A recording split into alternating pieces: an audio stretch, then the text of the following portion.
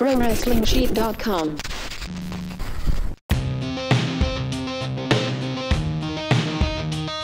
Welcome, everybody, to a brand new episode of SmackDown Live Recap, brought to you by the Pro Wrestling Sheet. Hey-oh! Yeah. That's right. They call me a professional for a reason. I am your host, as always, John Rocha. Looking forward to talking about this Raw. Woo! SmackDown. I'm sorry, this SmackDown. What an opening. Professional. There it is. I had to blow it. Had to jinx myself like a field goal kicker. All right, what an opening 15 minutes. We're going to get to all of it. And that hemp belt. Jesus, that hemp belt. Ryan Satin, the CEO of the Pro Wrestling Sheet. How are you, my friend? I am doing great. It's always nice when we have a Raw. You got me all thrown off now. When we have a Raw that we're not thrilled about, it's always nice to kind of have that washed away with an awesome episode of SmackDown. And I feel like, even though we're going to recap everything, we're going to talk about everything. Yeah. I almost feel like there's not like a ton to unpack from this episode. Yeah, maybe not. But it was still a great episode. Like, I enjoyed all the character development, the story progression. I enjoyed all of it. It's not like, I don't want that to seem like a knock on anything because it was a great episode of professional wrestling television. I really enjoyed it. I didn't like besides like a few segments here and there was a lot of promos, a lot of that kind of stuff, which I liked it all. I was into it. I was really into the episode. I was too. And before we get started, I want to give a shout out to Aaron Turner, who texted me last night and said, he thinks that Kurt Angle could take anybody in a one-on-one, and apparently people don't mess with Jerry Briscoe. The man's in his 70s, and people still won't mess with him because they know he'll tie them up. So, all right, maybe I don't know what I'm talking about in that way. Kurt Angle. In that similar argument, it's like you could say Stu Hart in the same. Oh, right. In the same dungeon. Yeah, in the dungeon. Stu Hart was twisting dudes and putting them into the most painful positions possible near the day he died. So, I mean, like that's why I agree, Aaron. I don't think you can't underestimate the skill of an actual wrestler, like someone who has dedicated their life to wrestling, not just professional wrestling, but like who dedicated their life to like learning actual holds, how to wrestle. Well, shout out to Aaron Turner for getting me to change my mind. I actually agree with him for once on something. All right. I wrestled in high school too, so nice. I have a soft spot in my heart for grapplers. Yeah, the grappler. You wore the onesie. Yeah, the singlet. Yeah, fair enough. Little Vision Quest action. I got you. All right. Everyone has to wear it in wrestling. My freshman year I wrestled because it was like, oh, cool, like I want to be like a professional wrestler, and it was nothing like that. Not and even though I enjoyed it,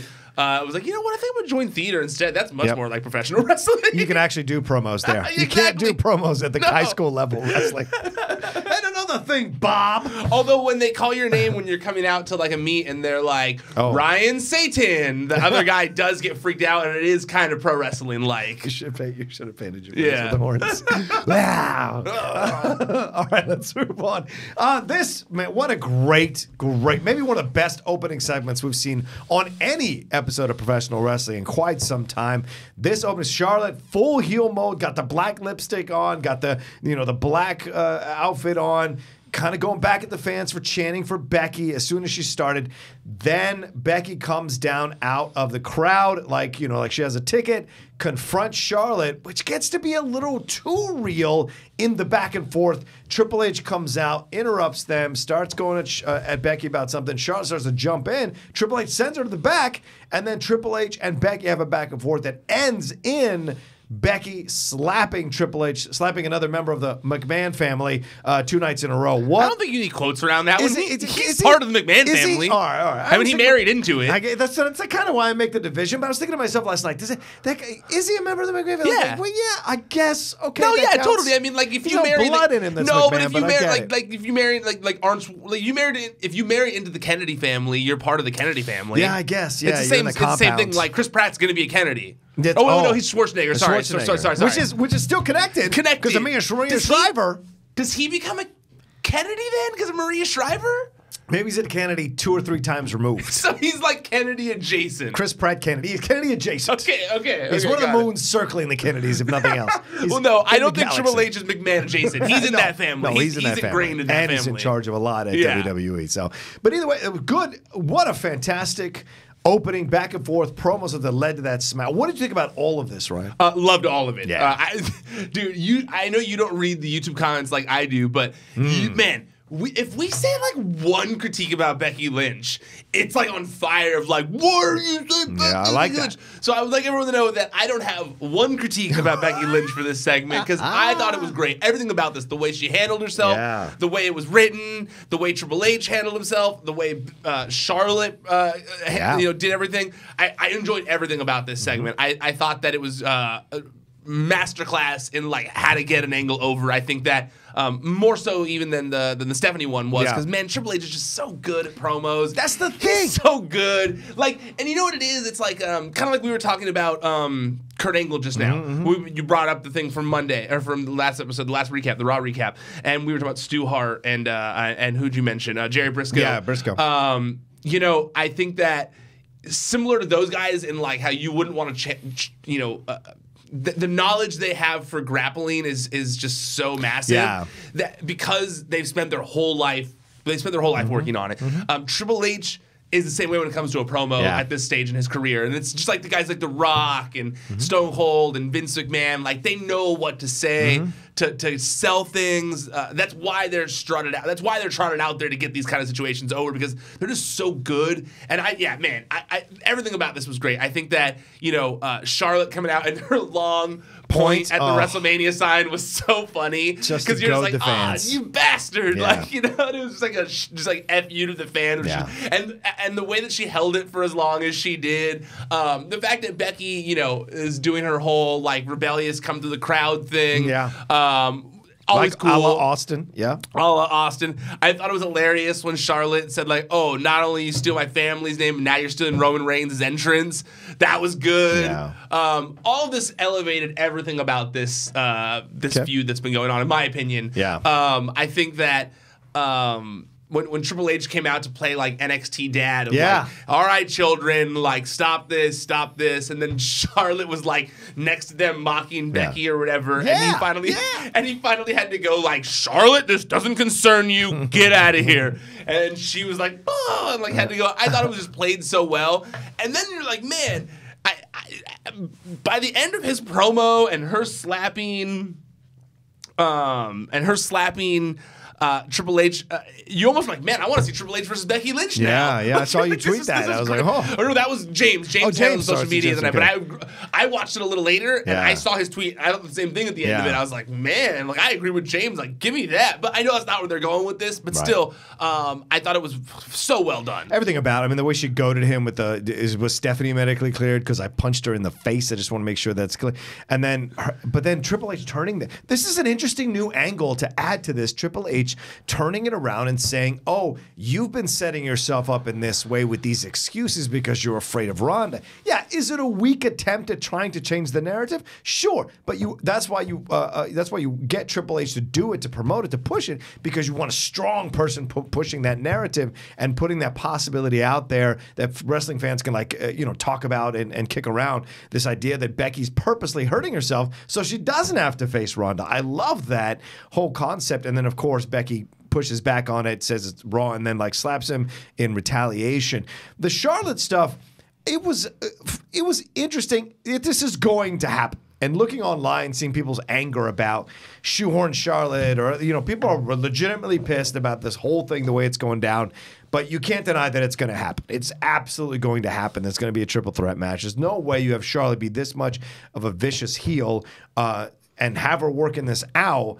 And not make it a viable thing that you got going on at WrestleMania. And unless, her going at the Olympic thing. The reason they're doing, and I agree with you. That's what I think too. But the argument could be made that they are just trying to, because Ronda and Becky are on separate brands, they also need to give them something to do in the interim because they can't always be on each other's shows because of the brand split. So they do have to think of like creative ways around that, I guess, to a certain degree. And the suspension almost plays into that because Becky can just show up wherever she wants.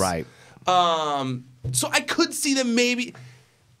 I don't think that it's 100% set in stone. A three-way right now. I think that it is still up in the air. What's the next step in the Becky suspended medical clearance type situation? Because in my mind, the next step is Becky goes to an independent doctor, gets verified, and the WWE doesn't want to accept it because it's not their doctor. I feel like like that's such a deep storyline for like non-wrestling We got fans. weeks. No, I agree with you. I just feel like for like the non-hardcore wrestling fan who's like, wait, that's a thing in wrestling? You know, because that is. You hear that all the time where wrestlers are like, well, my doctor cleared me. I'm just waiting on the WWE Athletes doctor. do it all the time as same well. thing. So I get it. I honestly, I'm not a fan of the whole will they or won't they clear her storyline. I agree. But I do think it was written in a way that didn't insult my intelligence last night. It didn't feel as much like mom telling you to go to the doctor like Stephanie did. It was more so, and even though we said NXT dad or whatever, it was, I don't know, it didn't feel as much like a parent getting mad at you, I guess, as Stephanie's did. And I think that the slap to Triple H, Becky's face during the promo was also awesome because it didn't budge. Nope. And I think that, that's not easy to just look to exude that much confidence. And even though Triple H was kind of pointed out that he didn't believe it, the fact that she then punched him afterwards consolidated it. And I thought that was really well done. Yeah, because when you saw Ronda's back and forth with her, not last night, but last week, I think Becky was a little shook, for real, because Ronda could actually snap at any moment and do this. Whereas with Triple H, she's able to maintain because she knows they both are professionals and they both understand where this storyline needs to go. And so does Ronda Rousey. Ronda Rousey's not actually going to go off the script and punch her. I don't know. She's still a rookie. She comes from a background of fighting. You never know with people where you're going to say, look, even in the Schmodown, people legitimately get into each other's faces when they've got stuff set up, and anything could happen. So I don't think Ronda Rousey's going off script anytime soon to punch Becky Lynch. I'm not saying that she will. I'm saying the possibilities at least out there. All right, fair. Like Dumb and Dumber. You're saying there's a chance. There's a chance. But overall, I wonder how this is going to play because so many fans were rebelling against this idea of Charlotte being in this thing. Yeah. And Charlotte did a nice job here. A couple of cracks. I didn't like her hobbling around, constantly trying to talk over Becky. I thought that was lame. That's like cop-out promoing. To me, that means I don't have anything else to say. I'm just going to keep shouting over you, and you're not allowed because you're afraid that you're going to get one-upped again by Becky. And listen, this is an interesting situation for Charlotte because Becky is absolutely eclipsing her in every way, shape, and form. You can tell. It radiates. So I wonder where her position is in this situation. Is she going to be used as fodder to just promote the match with Ronda, our match as Ronda calls it, or is she going to find a way, or are they going to find a way to actually, quote-unquote, shoehorn into this situation? Was last night an even more a definite step toward in that direction? I think last night was definitely a step towards the direction of they are giving themselves options in case they don't think Ronda versus Becky is strong enough. Wow, what? That's just my that's Who how I the feel. hell would think that? There's only one person who could think I'm obviously only referring to one person. Everyone always goes WWE Creative as this giant umbrella, like there's tons of people making decisions in the company. Yeah, there's one man making decisions in the company. Fair enough. And so Vince. and so no, it's not strong enough. To me, in my opinion, it's not that I think that he is saying that to people. This is just my speculation here at this point, but I just think that he is giving himself options just in case. All right. The Authority, Charlotte, this leg thing. Yeah. Mentioning the 4 horsewomen. It looks to me like they're giving themselves as many options as possible so that just in case they're like, you know what? This isn't going to sell out WrestleMania. Or you know what? This isn't worthy of the main event. Or you know what? Adding Charlotte would totally make it worthy of the main event. Oh, you know what? Having Stephanie as special guest referee totally would make it worthy of the main event. I don't know that. These are just, to me, as the viewer, as someone who is making an educated guess here from what I've seen in the past, to me it feels like they're giving themselves options. Okay. Because I don't think it's set in stone. Okay. It should be, but I don't think it is. I agree. Do you think Paige plays any part in this? No. You don't think so? No. With Fighting with Family coming out, promotion, everything like this, no. You don't think she slides into this? They give her a GM job back. She kind of messes with Becky as part of the corporation. You don't think it's possible? No. What? Also, people really hated my Becky Lynch corporate champion suggestion yesterday. Did they really? Yeah. In the comments, because it shouldn't happen. There was a lot of he clearly doesn't understand the Becky Lynch character if he's suggesting shit like that. And blah, blah, blah. I was like, okay, fine. It's just kicking around ideas. That's what I was thinking. People really think that I'm saying this should be done when I'm just kicking around ideas in my head. You have power. That blue check mark means you have power. That wrestling site, you have Nia Jax tweeting you back. Come on, that means you have power. And then people people were like, Nia Jax shading you. I'm like, I didn't write about the story. If anything, I put one tweet out about the entire thing that just said that it wasn't true. So your tweet was like disproving it. Yeah, so I don't know if she was shading you. I don't think she was throwing any shade in my direction. But she can't say she doesn't hurt people. So you can make the sneeze joke all you want. She does hurt people. All right, let's move on. Luke Gallows and Karl Anderson, they took on this supposedly one-time pairing of Rusev and Shinsuke Nakamura with Lana there in that cast of hers. If you follow her on social media, you saw those pictures of her with her dog in that cast. Pretty funny stuff. This was interesting in a positive way for Rusev and Nakamura, in my opinion, but in a massively negative way for Gallows and Anderson. I don't know. I did not feel that way. They're, for lack of a better term, why they're the guys that are being used to put other. This is a professional tag team that has wrestled all over the world and has got credibility, and they're going to lose to a tag team that just got together and don't even like each other. That's the thing that I had an issue with. It would have been better, I think, if they had barely won or something like that. But Rusev and Nakamura, I guess they're trying to promote this possibility. I like them as a pair, but did they need to really win this thing? Couldn't have they won by DQ? Lana hitting with the thing. At least Gallows, at least Gallows like with the fake cast, it's a fake cast or something like that. Make it believable that they lost in a way that was like helped by the outside. And I felt like this was kind of not the way to go about it. Okay, so I get what you're saying totally. Yeah. I had not the same opinion while watching it, but a similar vibe within me, because I got the club losing, because to be fair, the club really hasn't been featured that prominently on television very recently. That's a problem. And that was more how I felt when I was watching. I was watching this thinking to myself, like, it is a crime that these two guys are featured so little on television. Yeah. When I was watching, I was thinking, okay, first of all, Luke Gallows is a giant. Yeah. He's so big. There's not a lot of guys on the roster. There's only a handful of guys who make the other people in the ring who are also giants look small. Yeah. And Luke Gallows is one of those guys. And then on top of that, he's like doing super kicks. He's doing all sorts of like entertaining stuff in this short amount of time. And I was thinking to myself, what? Like, why do they have this big man here who is clearly dying to be on television just based on, like, how well he performed in the few minutes you guys finally gave him on television, that he's, like, bursting at the seams and, like, waiting to be on TV? You got Karl Anderson, who is shredded to the gills, who is an international talent, who is great wrestler. Like, in this match, he was, like, killing it. Like, I was like, man, honestly, I almost feel like it's I almost feel like it's a disservice keeping them together at this point, because they're both such good singles wrestlers too, and could be if they're not going to be used as a tag team, then they should be utilized as singles guys. Because I was just watching this thing to myself, like, why are these two great wrestlers barely ever on television? Like, there are not a lot of wrestlers where, I shouldn't say not a lot, but it's sometimes where you see such short matches on television, like, where there's nothing standing out about it. But I feel like we both, while watching the club in their short amount of time given in this match, we're both like, these guys are great. What's the holdup here? You know?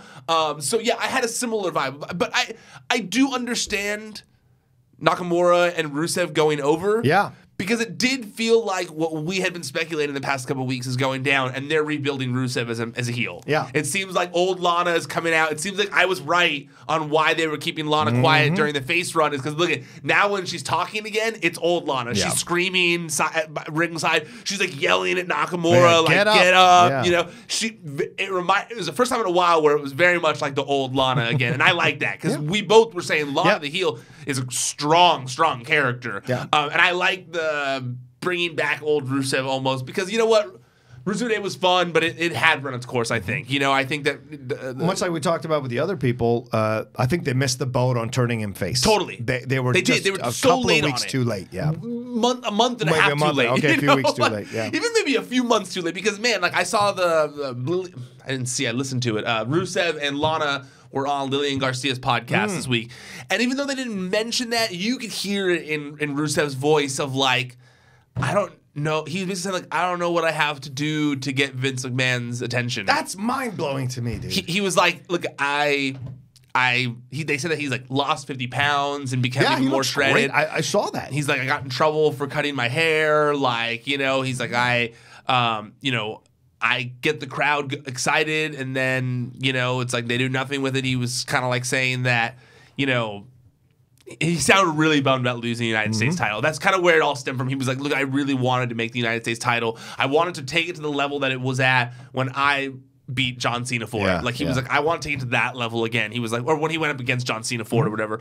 He's like, I want it to be at that level again, and it's not. And he was like, it sucks because now that I've lost the title's probably gonna get lost in the shuffle again, and I'm probably gonna get lost in the shuffle again too. And you're like, man, Rusev is so great. It sucks to hear that sadness in his voice, you know, when I like Jeff Jarrett, but like when you see Jeff Jarrett being featured prominently, and you're like, what? Like Yeah, sometimes you can work, and I'm sure people know this who are listening or watching. Some of you work really, really hard to get noticed, do all the things that need to get done, but for whatever reason, the people in charge or the people who run things just don't see it or don't catch it. And meanwhile, everybody else sees it. But if the person who decides what direction you go in doesn't see it, there's only so much you can do. And maybe there's a move here in the future that he might need to make with Lana if this thing doesn't play out. Because, yes, he's a good heel, but we've already seen it. Like, there's nothing new that he's going to bring to the heel aspect of things. He really did a great job with it. So, and I also have a hard time believing that he's going to move past where he was at before. You know, like, do you really see them putting the world title on Rusev anytime soon? Not really. Samoa Joe is there in the way right now as that larger heel in the mix. And so until Samoa Joe gets moved out, it makes no sense to roll Rusev into there, because even though Rusev would give Daniel Bryan an incredible match, or AJ, whoever wins the title, would have a fantastic match with Rusev. He's a good wrestler who has paid his dues. And he's a funny guy. You see him on the Total Divas. You see him, he's funny, playful guy, certainly gets the crowd going. His shirts sell. So the thing is, how loud, and I get his point, how loud do you have to scream before somebody finally sees it? And the truth is, it may be him moving on to another place before people actually see it. Well, I hope that this is all biding his time. I hope that this is all being done in an effort to get Rusev back to a place that he was in, his heel character was in, to make him a viable opponent for Daniel Bryan post WrestleMania. Yeah. Like not right away immediately, but like I'm hoping that that's where this is going. Like that's where they're like, you know what? We're looking at this, we're looking at that. Samoa Joe versus Daniel Bryan's probably going to happen, but we're going to need, if we're going to keep the Daniel Bryan train going, this hemp train going for the next few months, we're going to need some heel opponents for him that he hasn't faced off against. So let's get Nakamura and Rusev back into that place together. Yeah. Hoping that that's where they're going with it, as opposed to being like, well, we don't know what to do with it in English. We don't know what to do with Rusev, so let's just put him in a tag team called Rusev Day, whatever. You know, like, cause that's really what happened with them, and they got over because of it. Yeah. But I'm hoping that this is like, okay, he did a good job with this throwaway thing. Nakamura did a good job with everything that we've thrown at his way recently. Yeah. Let's build them up a little together so that they can be viable opponents for Daniel Bryan. I'm hoping that that's right. And maybe that's the angle he plays if he wants to get a push back, is this idea of like, nobody notices me, nobody sees me, nobody, I work hard. But maybe that's the angle. Like you're like, maybe he, every time he wins, he yells like Drago in Rocky IV, yelling at the Russian Politburo, going like, Vince, I want my shot. That's the possibility. That's Velveteen Dream's gimmick right now. Oh, that's right. He doesn't need a... Call me up, Vince. Don't get me upset about that. I hate that, all of that, because he should already be called up by now. All right, Mustafa Ali and Randy Orton. What a fantastic match this was. I enjoyed this one. Once again, Mustafa Ali showing that it doesn't matter if he wins or loses. The fans love this guy. They're totally 100% behind him. He almost had Randy at the beginning of that match, even though Randy came out like gangbusters. He almost had him. Got a bit overconfident. Kid came back, and then Randy pulled that RKO off the 405, which was great. Tried to throw him through a table. Mustafa Ali hit that table twice last night, so his back should have to. And he got a legitimate black eye. Yes, I was busted. Yeah, man. This is and kudos to Mustafa Ali. He is taking all the bumps. Oh yeah, and some of them look dangerous as hell, man. When you watch. This has to be one of the best Randy Orton television matches in a long time. Thoroughly agree. Like I was like, man, and it's funny because he does like working with smaller dudes. You can tell he does, because you know that like the wheels get turning in his head of like, how can I do a cool RKO or something like that? Inspired, So like every time he's got the guy who's like more not more athletic, but a guy who's real fly around Matt Sydal or Seth Rollins or something like that, Shelton Benjamin, something like that. So like I like that he always kind of busts it out for something like that, and that RKO last night was no different. That was dope. The way he did that was really cool. It was really innovative.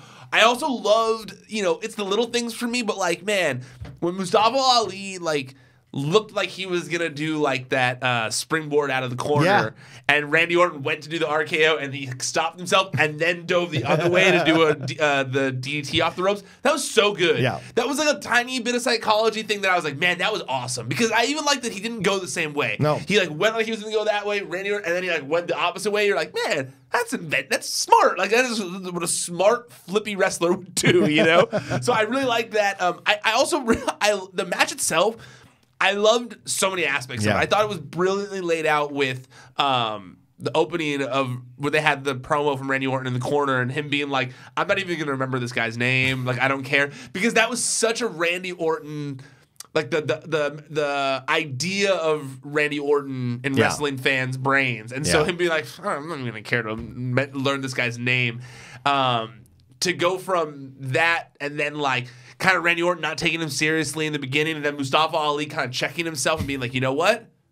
I don't give a shit. This Randy Orton, I gotta beat this guy. Yeah, I gotta beat this guy, and you could see that in his face. And then he finally just went like, nope, flap, and he hit Randy, and you're like, yeah, Mustafa Ali, Right. And so I like the story that was told, and it's not. Sometimes you don't really feel like a story is being told in a match in WWE as much on television when they're in TV matches. But the story of Mustafa Ali realizing that he was wrestling one of the top guys in WWE history and was gonna have to check himself and still try to beat him. I thought that was great. Yep, I thought that it was Randy Orton not taking him seriously, and then Mustafa Ali fighting back and showing Randy that he should take him seriously, and telling that story without any words was brilliant in my opinion. The way they played it off, that was masterful work from Randy Orton of just looking like he doesn't give a shit about Mustafa Ali, and by the end, even though he didn't shake his hand or anything that, I feel like you all saw the Mustafa Ali just showed legendary wrestler Randy Orton that he's not to be taken lightly. Yeah. And I think that's great. I think that's great for Mustafa Ali. It helped both of them. Helped both of them. In my opinion. It showed that Randy Orton, when he's in there and he wants to do it, he can. It's to be honest with you, sometimes he's given the same opponent. He's been there so long. 13 years or whatever? Yep. He's hit with the same opponents all the time, and it's you can only expect so many different things from those matches. But when he's kind of can wet his lips with something like this, he always comes to play, and I liked it. I think a lot of people are excited to wrestle Mustafa. I think a lot of veterans, like you said, get a chance to wrestle him. Andrade's another one too that's come in some new blood. We get to try out some new moves, blah, blah, blah. So I think you've seen some great matches from these people that Mustafa has faced. And that says volumes about Mustafa. And that's how you get over with Vince and the people up top, is that you don't care about the losing or the losing or the winning. You care about winning over the crowd, and he did that. He's been doing that consistently. And it's funny because it's that's such the difference between Raw and SmackDown is it's the difference between when I'm someone who I hate talk. I prefer actions. So if someone says I'm sorry, but then they keep doing the same thing over and over again, well, I don't believe you're sorry because you've been doing the same thing over and over again. And to me, it's that's Raw and SmackDown is Raw goes, we're sorry, we're going to change everything. We're going to give you new things. We're words, and they don't follow through on any of it. And the ones they've tried, cool, great. I like Heavy Machinery, so I'm not going to diss on that. But the other ones, EC3, it's taken them so long to finally do something with it. Finally did something with them this week. But or Lacey Evans or who didn't even show up last week. So that's the words side of things of empty promises type thing, and those people aren't really getting over because of EC3 and Lacey aren't getting over because of that, Granted, they finally did something with EC3 this week, like I said, but I feel on the other hand of SmackDown, where it's no, that's where they're actually giving you new talent and giving you new things, and it's Andrade and Mustafa Ali, and even if they're not winning, you're getting new things on the show, and that's why people are enjoying SmackDown so much. I go to a restaurant for the same food when I go in there. I know what I want to order as soon as I walk through the door if I go to the same restaurant, but every once in a while, I'll take a look through the menu. And if there's something really cool, new, and interesting, I'm even more excited that I chose to go to the restaurant. And I think that's what SmackDown feels like to me. Absolutely. Absolutely. Yeah. Are you a pretty picky eater? Yes and no. I can see you being a picky eater. I like what I like. Yeah. That's what I would say. And I will try new things. So my girlfriend's a chef. She likes to make stuff. Oh, okay. Yeah, because, but so she will make stuff and I will try it. But she also understands there's certain like flavors I won't ever come towards. What you said she's a chef? Where how high of like what does she do chef wise? Well, she's been in charge of chefs at where she works and at a university where she works, and then now she's in charge of like recipes and coordinating menus at all the restaurants, and so that's what she does. But like she is so knowledgeable of food. Like last night, for the first time since we moved in together, we went shopping for food at Pavilions and Trader Joe's.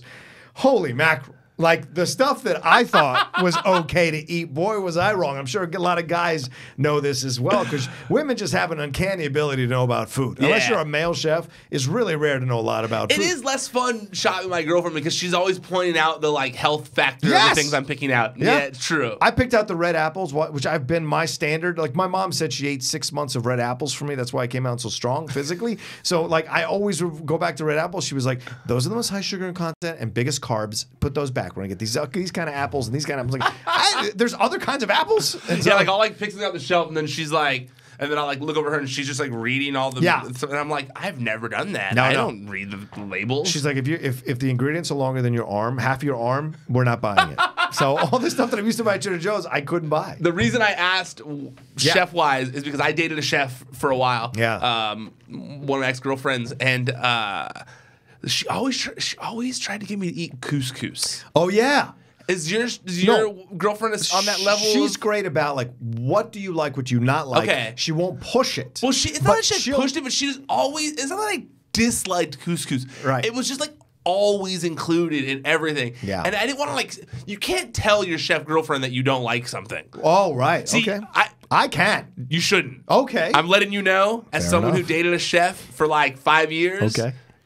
Should probably not tell them when you don't like something. Okay. Just throw that out there. You mean when they make it for you? Yes. Or do you mean, okay, yes, of course. That's standard rule no matter who you're dating. Okay. Chef or not. But see, I could never say that I don't like couscous. Right. Because you can't say it. You have to eat it. Oh, okay. So, man, I had to eat so much freaking couscous, and I hated it. So I hope that you don't get the couscous curse. No. Well, she listens to this. I forgot. Now she's going to know. Don't feed him couscous. I don't like Indian food overall, so it really, not because it's not good, it's because it destroys my stomach. I have a sensitive stomach, so it destroys my stomach. So is couscous Indian food? I thought it was. Is it? Oh no, maybe. No, it's like that. Like yeah. See, I don't eat it, so I don't know. It's like rice, but not rice. So is it Persian food, Arabian food? I don't know how to say that correctly. I don't really know what. Type of food it is. I just know that it's like a rice. She is going to kill me for this. It's like a have you ever had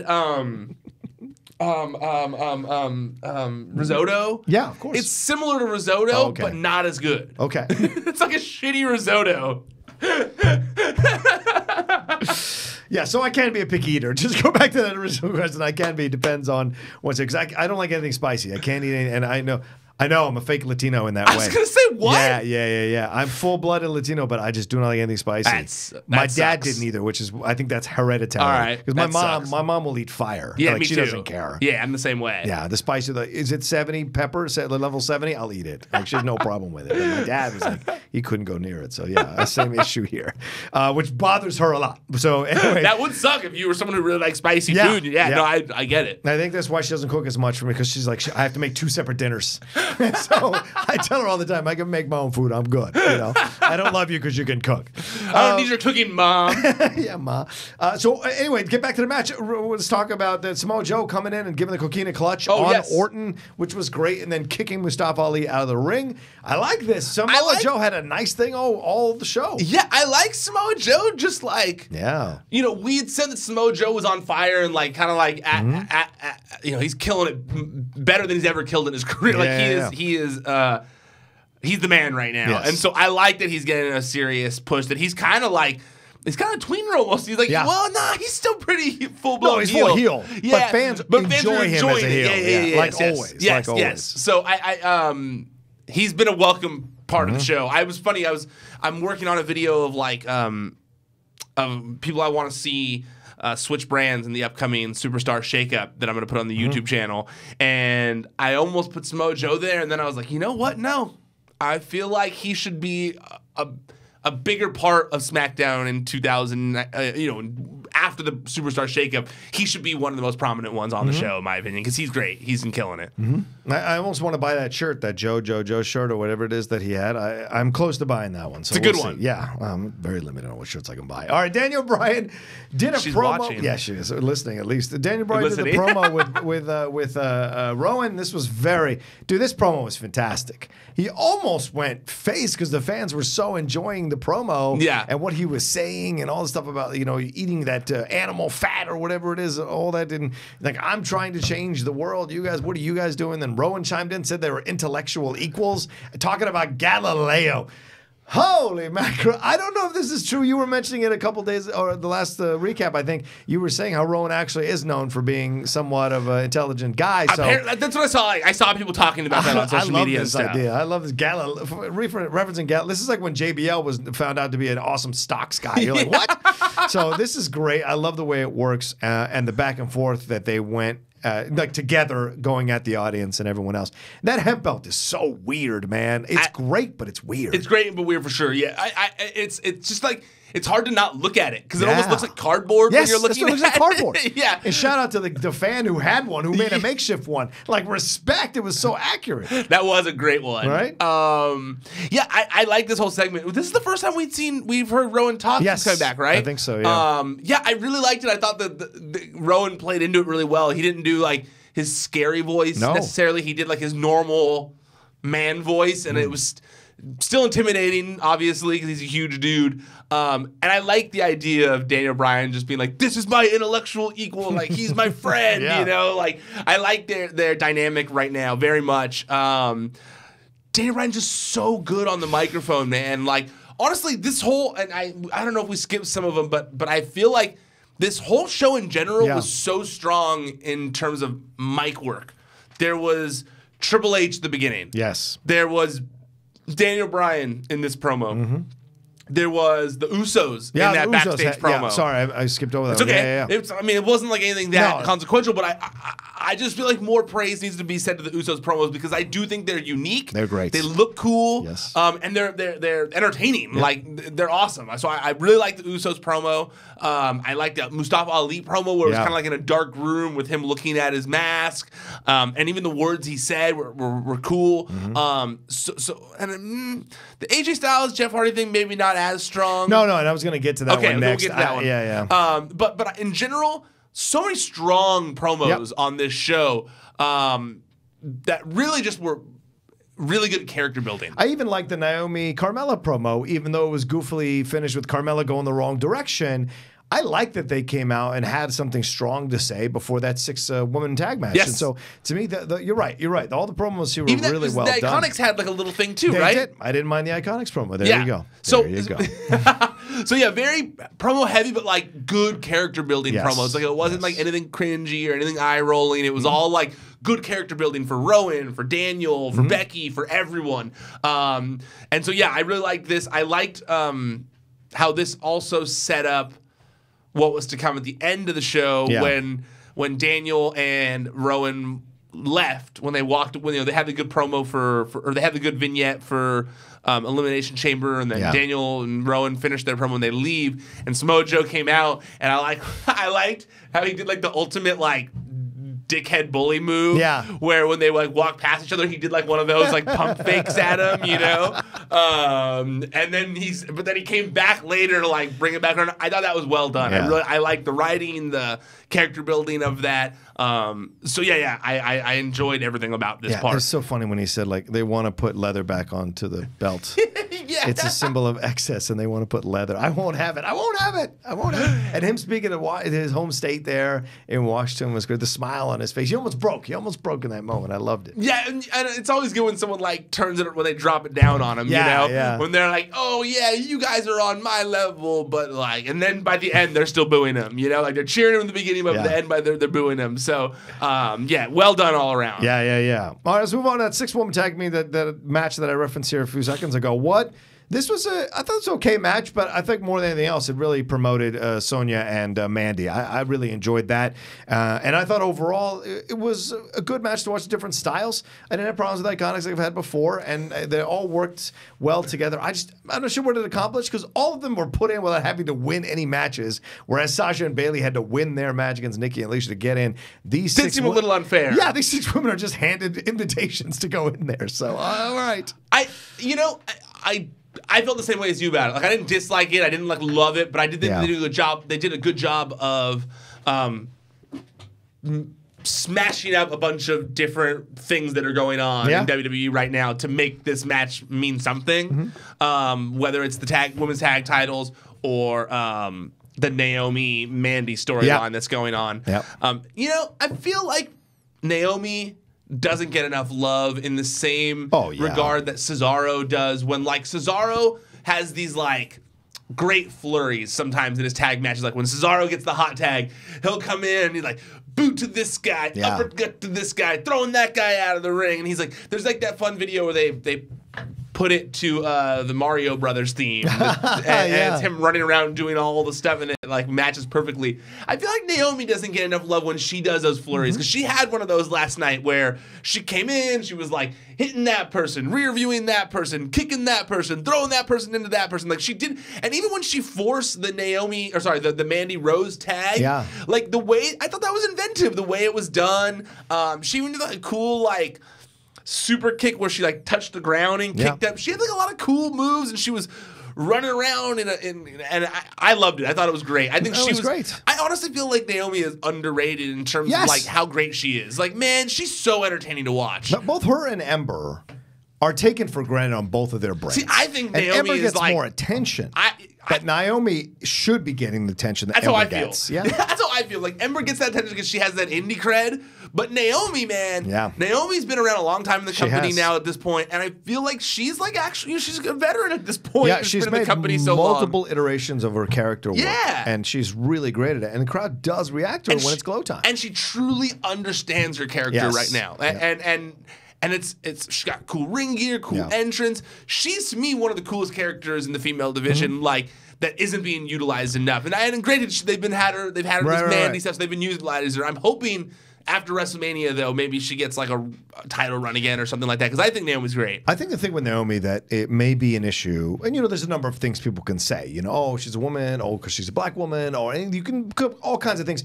But I think you have to throw in the basic stuff about it, and I don't think she's as commanding on the mic as she needs to be. Okay. And I think that's the thing. And I think with Becky, no one was oh, great Becky promos before she turned heel. No one was oh, these are great promos. I think Naomi, if she finds a way to have that confidence that Becky has on the mic in a face way, I think Naomi will get over. But that's a personality thing. Maybe she doesn't have that within her, because that makes sense. She's, from all accounts, she seems like an awesome person. People like working with her, love her as a person, enjoy her, and she believes in herself. She is confident in herself. But I think that extra thing has to come out naturally from you organically, and I wonder if Naomi just doesn't necessarily have it, or has to kind of find her way to it. And I think once she does, she'll be great, even more great, and I think she'll get over with the fans like you are saying she needs to be. And it's kind of at least with creative. It's kind of like the actual movie The Last Dragon, which her character is based off of, where she's got to find her inner glow for real.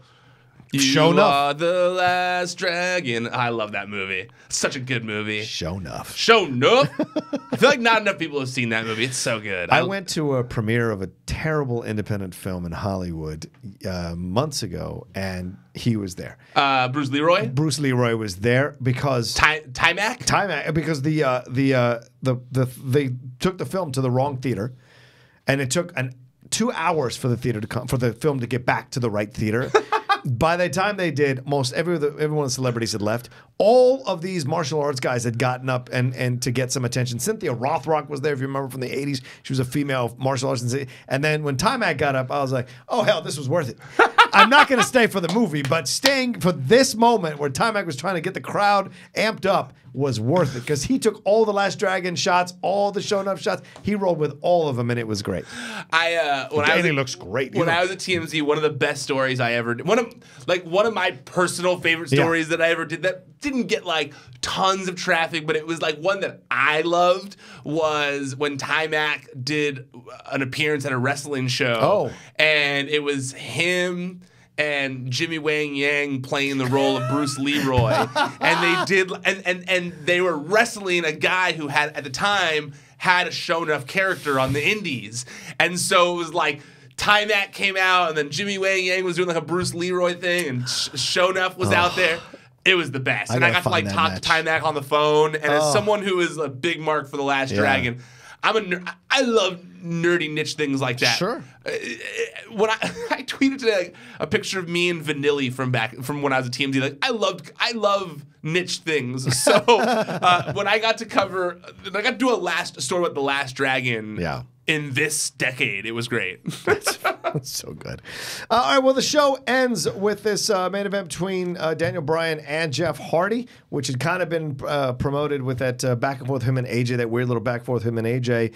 I thought this was a good match for what it was until, of course, Rowan got involved. I thought Jeff got some good spots here, and so did Daniel. I think this is a match where I feel like this is a age thing. Yeah. I think this is a difference because I personally loved this match. You did? Yeah. Not like in the way of like a Rey Mysterio and Andrade from recently, but like this is one of those weird like Ryan fantasy booking in high school, you know, like writing down cool like matches he'd like to see. And Jeff Hardy versus Daniel Bryan is one of those like where I'm like, I love Jeff Hardy, I love Daniel Bryan, and I honestly felt like this was the most Jeff Hardy has seemed like a main eventer in a long time. That's fair. I felt like everything was kind of back together. I like the black over the red. Mm-hmm. The red was kind of weird. The black looks cool. It makes him look like he's in the Matrix or something like that.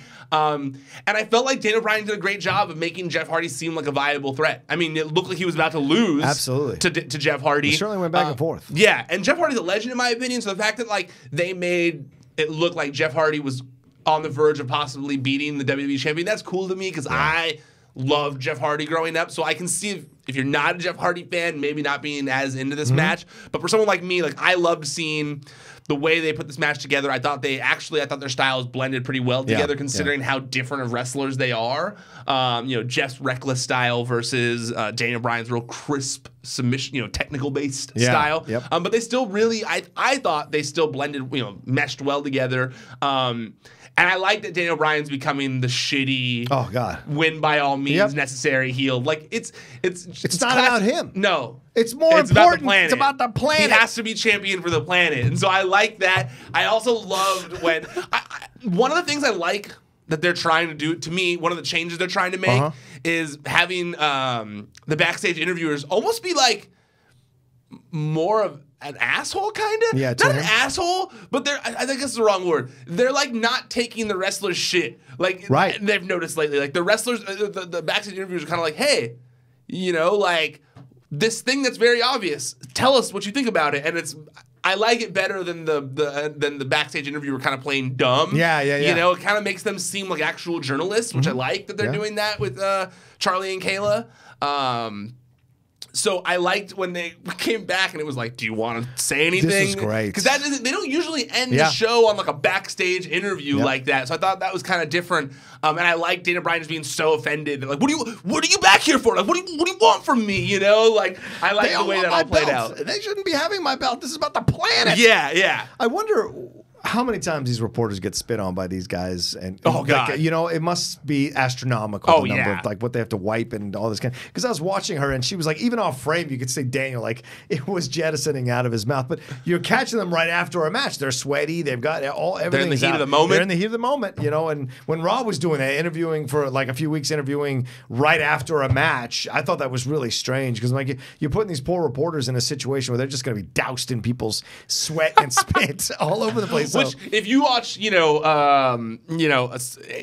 like in the locker room with sports guys, it's the same thing. Yep. Like after a basketball game. Oh, yeah. It reminds me of that movie, Bedazzled, is that what it was called, with Brendan Fraser? Yeah, Bedazzled. Yeah. When he becomes the basketball player, right? And he's just like dripping sweat in the locker room. Terrible room. Sweating situation. Yeah, and he's got the small penis or whatever. It's a great movie. Great movie.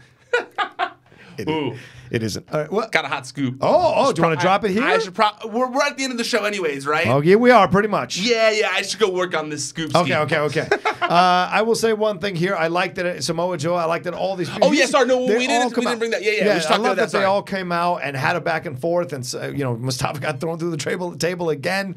But I enjoy, and then AJ came out and kind of cleared the deck. And they made AJ seem like such a big deal. Yes. That was like it was very well done, the way it was kind of like everyone fighting, and then it's like, Dad's here. Yeah, you heard the music hit, and everyone was like, oh. Everyone was like, even Rowan was like, yeah, it was like, oh shit, AJ Styles here. And then he kind of came out and just like, similar to what I was saying, Naomi and Cesaro, of just like, boom, boom, hitting all his things, getting everyone. I thought that was really well done. It made AJ Styles, I'm not saying AJ Styles has his role is diminished or anything like that, but because he's lost recently and he's not the champion, it was nice to kind of like get that oh yeah, he is the man. Right, exactly. That was good the way they did that. Thoroughly agree with that. Yeah, absolutely. So this goes back to the end, and just coming out of this one, I'm excited for what we're building towards the Elimination Chamber, and certainly for WrestleMania. So in a way that I wasn't maybe 100% excited coming out of Raw last night, certainly coming out of SmackDown. I mean, 2 nights ago, certainly coming out of SmackDown Live last night.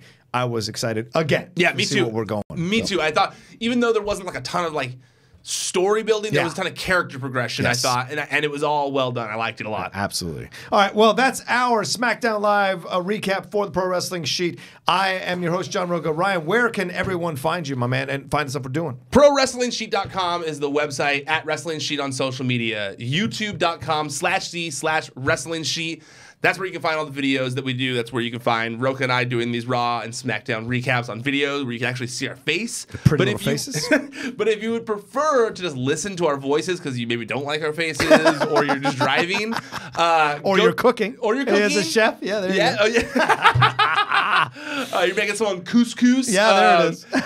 Make sure you guys go subscribe on Podcast One or iTunes or Spotify. Any of the major platforms, we're available all over there as well. And then make sure you guys check out everything Collider is doing as well. Yeah, absolutely. You guys can follow me at The Rocha Says. And, of course, like I said before many times on this show, Collider Sports. We do a lot of stuff there. There is a Venn diagram, pro wrestling and sports people. So please come support the stuff we do. We had a lot of people come through who enjoy basketball, who enjoy the football, who enjoy all kinds of things. We're trying to do as many things as possible. MMA Takedown, if some of you are MMA fans. All of that's there is on Collider Sports YouTube channel and the podcast channel. Right now we're dropping clips from these videos onto the podcast channel to get more people to go over and subscribe to the podcast channel so they can listen to the whole episode. So try and do that, please. It would help us keep that channel alive, and I'm fighting tooth and nail to keep that channel alive. So thanks, everybody, for watching here on the SmackDown Live recap. We will see you next week for another Raw recap and SmackDown Live recap. Enjoy the rest of the week, and if you're going to see any events this weekend, enjoy some pro wrestling there as well. ProWrestlingSheet.com